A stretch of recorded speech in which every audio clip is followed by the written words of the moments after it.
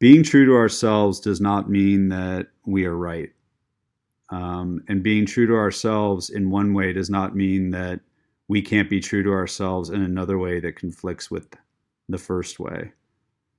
We are complex human beings that have multiple different levels of values and needs and desires. And we exist in a world where there are multiple different levels of consequences based off of the actions that we take.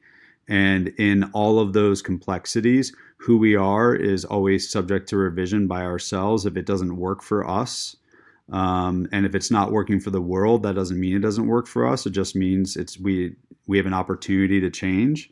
If the world doesn't like that I wear flip-flops, I'm not changing that. But if the world doesn't like that I rob banks and I get arrested, I may choose to change who I am. Just like that, just like those in this situation, being true to yourself is not just considering your value in one dimension in this situation. It's considering all the complexities of your need to be employed, your relationship with your employer, what your values are in an employment situation. I can remember a specific time where my value is to like never lie to people. But I remember that I went 3 weeks essentially lying to people about whether I had resigned as CEO of an organization. And it's not because I wasn't being true to myself. It's because what was more important to me than speaking my truth was respecting the organization and setting it up for success, because that felt like a huge component of my integrity. And they needed 3 weeks to figure out the communications plan and the sequencing. And they didn't want me to communicate to anyone because if I did, word would get out.